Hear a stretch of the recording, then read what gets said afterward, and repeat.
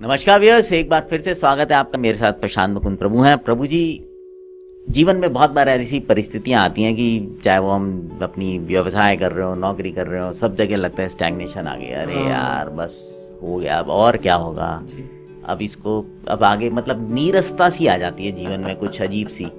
तो जब ऐसी स्थिति आए तो इसको क्या करना चाहिए? तो अगर नीरसता है तो रस लेना चाहिए। तो रस कहाँ मिलेगा? तो रस मिलता है, देखो कई बार ऐसा होता है जब नीरसता आती है तो दो रास्ते होते हैं। एक रास्ता होता है जिसमें संसारी रस की प्राप्ति के लिए व्यक्ति चल देता है, और एक है परमार्थिक रस की प्राप्ति के लिए चलता है।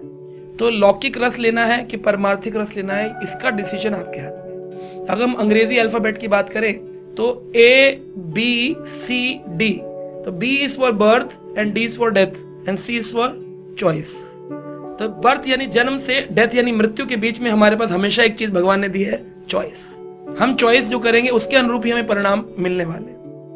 अब जिसकी जीवन में निरस्ता आ गई, स्टैग्नेशन आ गया है, उस व्यक्ति को अपने जीवन में रस लाने के लिए लौकिक रस यानी हो सकता है वो मदिरा पान करे। तो हम देखते हैं रिटायर्ड लोग क्लब्स ज्वाइन कर लेते हैं and they drink and they dine together, dance together, नाचेंगे गाएंगे, पर उससे शरीर और ज्यादा जर्जर होता चला जाता है। उन्हें लगता है हम खुश हैं, लेकिन अंदर से वो खुश नहीं होते। फिर वो मेडिसिन पर आ जाते हैं, हॉस्पिटल में चले जाते हैं और वो अपना शरीर समाप्त कर देते हैं। बेटर है कि हम लौकिक रस को छोड़कर परमार्थिक रस की ओर चलें, जो है भगवान की भक्ति।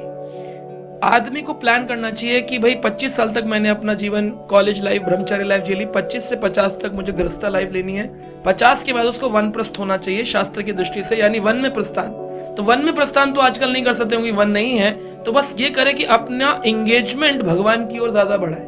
तो इतनी सारी सोसाइटीज हैं, इसमें से हमारी society ISKCON is known around the world. अभी हमारे 950 मंदिर हैं पूरे विश्व में, जहां पर ऑस्ट्रेलियन, अमेरिकन, अफ्रीकन लोग अपना समय निकाल करके इस सोसाइटी से जुड़ रहे हैं, नाचते हैं, गाते हैं। भगवान वो लौकिक रस वाला नाचता है डीजे के म्यूजिक पर जिसमें वो थक जाता है, परमार्थिक रस वाला नाचता है भगवान के भजन में जहां पर उसे आनंद मिलता है।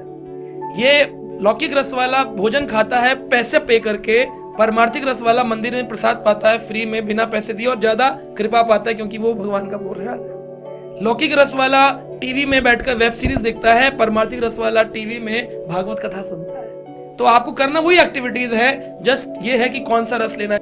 तो भगवत गीता में कहते हैं परम दृष्टवा निवर्तते, जब ऊपर का रस मिलता है तो नीचे का रस अपने आप ही समाप्त हो जाता है। तो परमार्थिक रस जिन्हें मिल गया है वो लौकिक रस की तरफ जाएंगे। हमारे कितने ऐसे डिवोटीज हैं जो एयरफोर्स में थे, जो ट्रांसपोर्ट के बिजनेस में थे, अल्कोहल, नॉनवेज और संसारी जीवन में रहे हैं, लेकिन जब उन्हें परमार्थिक रस मिला, उन्हें वो कब छूट गया उनका नॉनवेज और वो सब, और अब इतने आनंद में हैं, सुबह 4 बजे उठ जाते हैं, पूरा दिन सेवा करते हैं, भजन करते हैं और अद्भुत आनंद। तो सबको एक लक्ष्य मिलता है कि मनुष्य जीवन का परम लक्ष्य भगवत प्राप्ति, वो भी मिल गया।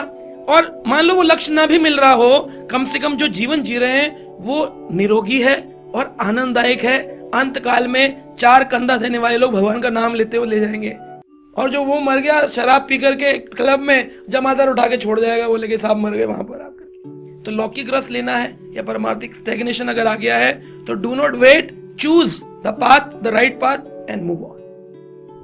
बहुत बहुत धन्यवाद प्रभु जी।